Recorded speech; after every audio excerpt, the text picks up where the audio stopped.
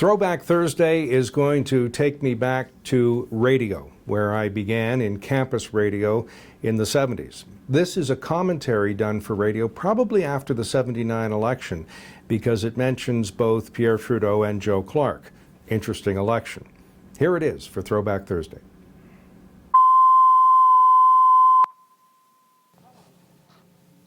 Television claims to be in the business of truth.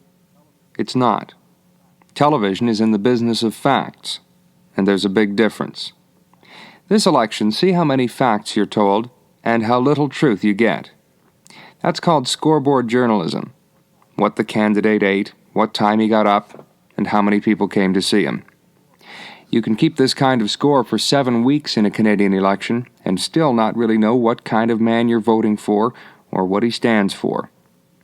One of the big guns in the media business once said it's journalism's job to help show the facts of the day, contrast them with the known record, and help the viewers and listeners make up their minds about an issue. Now, the facts part of that statement works out all right, but ironically the second part, contrasting facts with the known record, has become one of the most controversial aspects of reporting today. Things seem to happen too fast for reporters to worry about the known record, especially in television. In the 1972 American presidential campaign, Richard Nixon criticized McGovern for wanting to tax the rich. Well, Nixon never really came out and quoted McGovern's policy on tax reform, and reporters never contrasted what Nixon said McGovern would do and what McGovern said McGovern would do. One reporter finally did. In her report, she quoted a Nixon speech saying the president was obviously making reference to McGovern policies.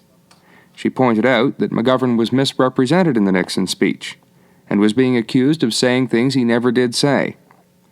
That simple report, contrasting facts with the known record, almost cost the reporter her job. The White House leaned on CBS News, and CBS leaned on the reporter. The same thing happens in Canada. Trudeau calls Clark the $8 million man, and it makes the news. Why wasn't Clark the $8 million man when he started his proposals 6 months earlier? Clark's proposals didn't make the news then because he wasn't on the scoreboard then. Most of the time it's politicians who put items on the board for reporters to keep score with. News is what happened today. The known record happened yesterday. Politicians can call each other any number of things. They can criticize imaginary policies and bogus propositions that their opponents don't stand for, never stood for, and might never even consider. There's a gentleman's agreement among politicians that you don't defend yourself on the campaign trail, you only attack the other guy. Defending yourself would be referring to yesterday's attack, yesterday's news. Claiming the other guy missed the point, or is in a multinational's hip pocket, makes today's news. So there is no known record. Things happen too fast for reporters to look it up. Politicians are just as happy. On any given day they can be for or against whatever they want, regardless of where they stood 6 months ago. And the voters? Voters get a good show out of it all.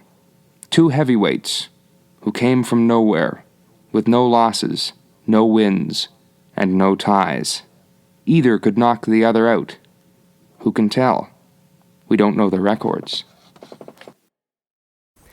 Any views expressed here are not necessarily those of the Mackenzie Institute, its speakers, sponsors, or supporters. But the Institute is dedicated to fostering public discussion, debate, and education about security matters. Google the Mackenzie Institute to join the discussion. The Mackenzie Institute is grateful to its sponsors and supporters. Some of our short pods and long talks are a result of the support of Heathbridge Capital Management Limited, the National Post, and Dundurn Publishing.